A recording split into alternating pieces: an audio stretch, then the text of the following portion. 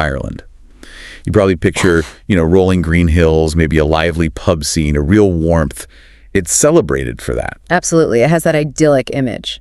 But today, we're looking at a story that really shattered that image for a lot of people. A case so dark, so complex, it still sparks debate. We're talking about the case that became known quite chillingly as the Irish Scissor sisters. Yeah, and it's interesting because Ireland, while it has its share of crime like any country, generally violent crime rates aren't excessively high compared to some places. Yeah. So when something this brutal happens, it really stands out. It contrasts sharply with that perception of tranquility and leaves a deep mark. This story is definitely a grim example of that.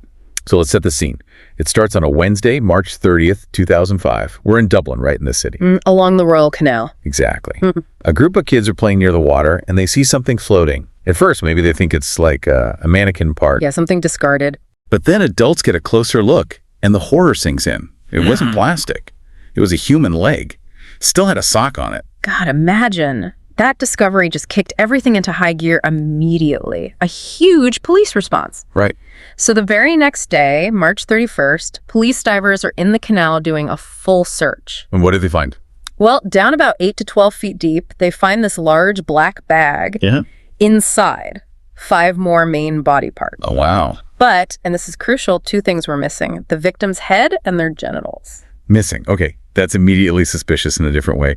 And initially, this led the police down the wrong path, didn't it? It did, yeah. A significant misstep, based on how the body looked after being submerged. Pale tissue, Right. Forensic teams initially concluded the victim was a white male. They even put out a public appeal asking about missing white men. How could they get that so wrong? It seems pretty fundamental. It's actually a fascinating, though obviously grim aspect of forensics. The water does strange things. Okay. When the detailed autopsy came back, the truth was shocking. The victim was a black male, probably 20s or 30s, tall, muscular build. So completely different. Completely. The misidentification happened because, well, being in the water for that long causes decomposition. Plus, there's significant blood loss, which can blanch the skin. And deep in the canal, there's no sunlight. Ah, like a bleaching effect. Exactly. It made the skin appear much, much lighter.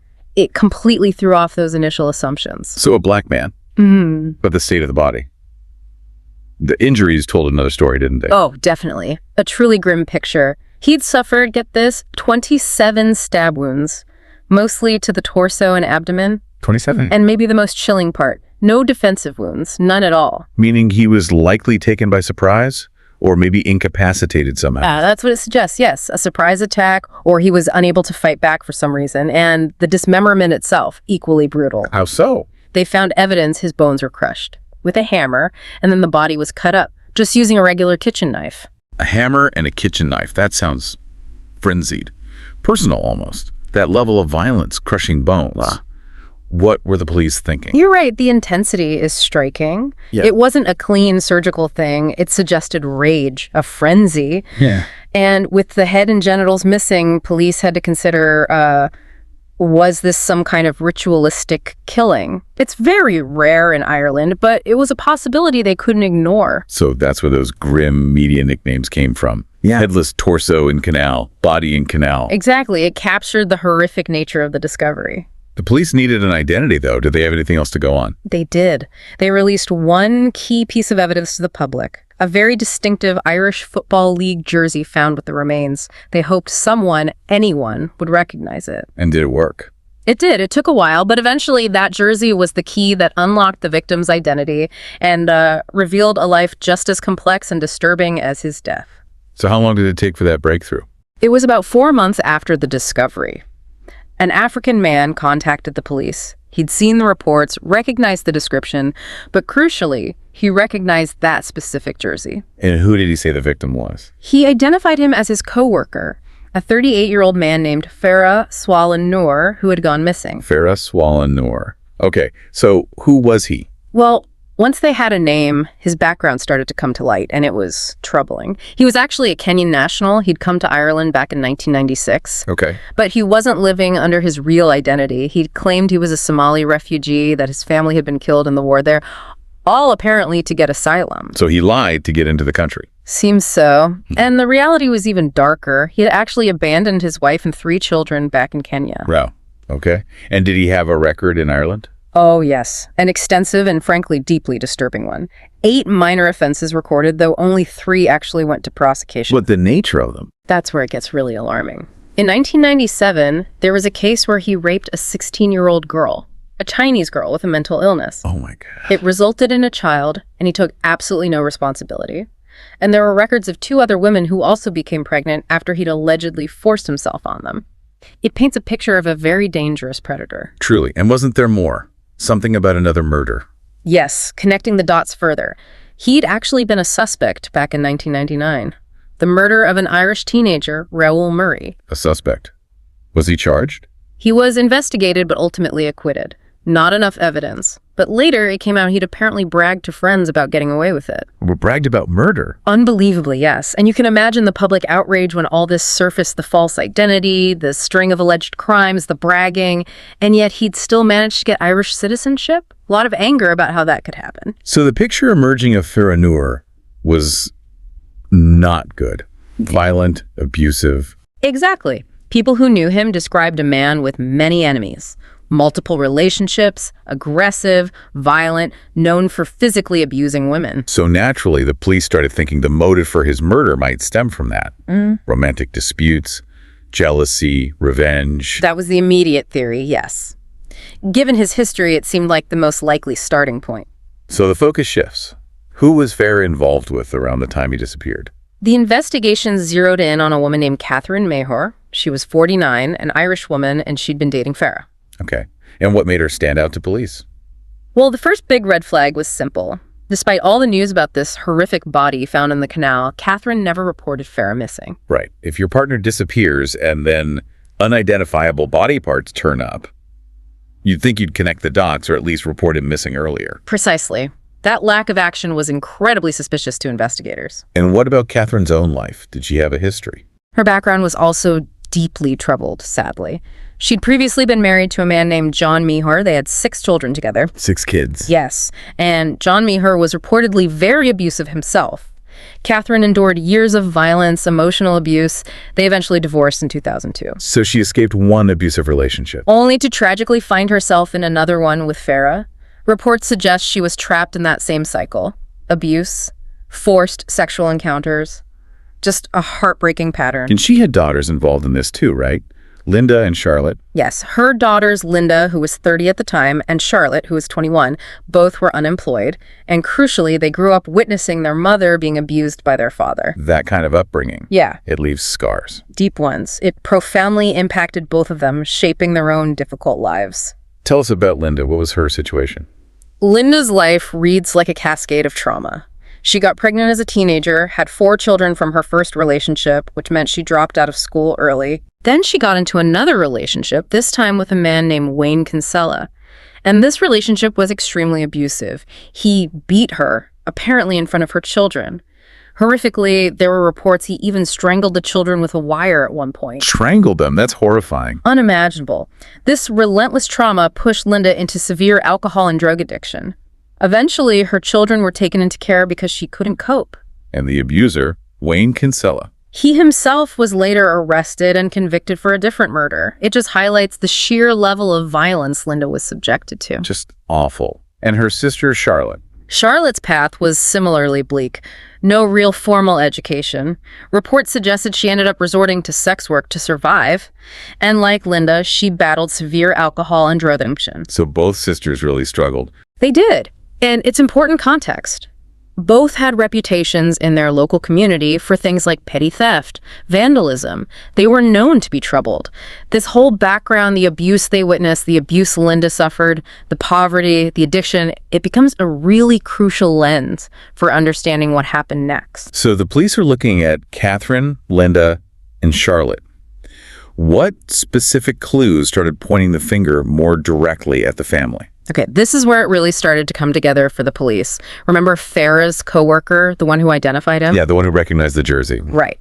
He told police he'd last seen Farah alive on March 20th, 2005. That's just 10 days before the first body part was found. And who was Farah with? He was with Catherine, Linda, and Charlotte. The coworker saw them all together drinking, And significantly, he said they were arguing. Arguing, okay. What else? There was another witness, Farah's ex-girlfriend. She told police that Catherine had actually confided in her about Farah's abuse. Confided about what specifically? Including one particularly chilling incident where Farah had allegedly burned one of Catherine's children with a cigarette. Burned a child. Okay, that escalates things significantly. So what were police thinking now? They've got motive means potentially opportunity. Exactly. These were huge red flags. They had a timeline putting Farah with the Mehor women right before he vanished. They had confirmation of abuse within the relationship, escalating to extreme acts like burning a child, and they had witnesses saying there was conflict arguing right near the end. The flat seemed key. Absolutely. Catherine's flat became the prime location of interest. They suspected the violence happened there, and they had a potential motive, either revenge for the abuse or perhaps even self-defense that went horrifically wrong. So they needed to get inside that flat. Yes. The major turning point came in July 2005. The police finally secured a warrant and searched Catherine's flat. And what did they find? Was it obvious? At first glance, apparently not. It looked clean, but forensics are meticulous. They conducted tests, and crucially, they found traces of Farah's blood. His blood. In her flat. That confirms it as a crime scene. Undeniably, it proved he had bled inside that apartment. How did Catherine react to that discovery? Her reaction was, telling. Almost immediately after the police found that blood evidence, Catherine Mehor vanished. She fled to England, leaving Linda and Charlotte behind. Just left. That looks incredibly guilty. It certainly deepened police suspicions immensely. It seemed like a clear attempt to escape accountability. So Catherine's gone, the evidence is mounting. What about the daughters? The pressure was immense, particularly on Linda. Eventually, she broke. She confessed everything to the police. Why then? What pushed her over the edge? Reports suggest she was just consumed by it all. Her own severe emotional fragility, the years of trauma catching up with her, her ongoing struggles with addiction. She couldn't hold on to that horrific secret any longer. And what did she confess? She admitted it all. That she, her mother Catherine, and her sister Charlotte were all involved in Farah's murder and the gruesome disposal of his body. All three of them. And did Charlotte confess too? Yes. Shortly after Linda confessed, Charlotte provided her own corroborating confession. Their stories matched, painting a complete and utterly chilling picture of what happened that night. Okay, let's walk through that night. Based on their confessions. March 20th, 2005. Right. It was 3 days after St. Patrick's Day. Apparently, Catherine and Farah had been drinking pretty heavily for days. A long binge. Seems like it. Catherine invited Linda and Charlotte over to join them, supposedly for a party. All four of them were drinking alcohol. And on top of that, Linda and Charlotte, and Catherine too, apparently, though maybe less so, took ecstasy. Alcohol and ecstasy. A dangerous combination. What triggered the violence? It started, bizarrely, when they were out. Farah, heavily intoxicated and likely high on ecstasy, started hallucinating. He saw a young Chinese boy and became convinced it was his son. His son from the earlier rape victim. That's what he seemed to believe in his altered state. He tried to approach the child aggressively, causing a scene in public. Oh, right. That must have been the argument the coworker witnessed. Catherine intervening. Exactly. Catherine tried to pull him away, leading to that heated argument Farah's friends saw. So that argument was directly linked to his drug state and his past actions. What happened when they got back to Catherine's flat? Things escalated dramatically. Back at the flat, Catherine apparently gave Farah more ecstasy. More? Why? It's unclear, but ecstasy can increase sex drive and definitely cause hallucinations. Soon after, Farah approached Linda from behind, embraced her, and said something like, "You're just like your mother." Oh no. Given Linda's history. Precisely. Linda, already fragile and terrified from her past abuse by her father and then Wayne Kinsella, completely panicked. The drugs, the comment, the physical touch, it was all too much. She started hallucinating, terrified. Did Catherine and Charlotte saw this? They rushed in. Catherine saw what was happening and reportedly flew into a rage. She screamed at Farah to let Linda go, and then crucially, she apparently yelled for someone to kill him for her. She actually said kill him. According to the confessions, yes. That was the spark. Charlotte, also fueled by drugs and rage, grabbed a Stanley knife, a box cutter, and slashed Farah across the throat. So Catherine basically ordered it, and Charlotte acted instantly. Did that kill him? No, incredibly, it didn't kill him outright. He was wounded, bleeding, but he tried to get away. He stumbled, hit his head hard on a bed frame, and then collapsed onto the floor. He's down, wounded. What happened then? Charlotte then got on top of him and just unleashed. She stabbed him again and again, 27 times in the torso and abdomen. That explains the wounds found on the body. And Linda, what was her role in the actual attack? While Charlotte was stabbing him, Linda, described as being consumed by her own trauma and rage, grabbed a hammer. She started repeatedly hitting Farah's head with it. It was described almost as a release, all her pent-up anger and pain directed at him. Hammer blows to the head while he's being stabbed.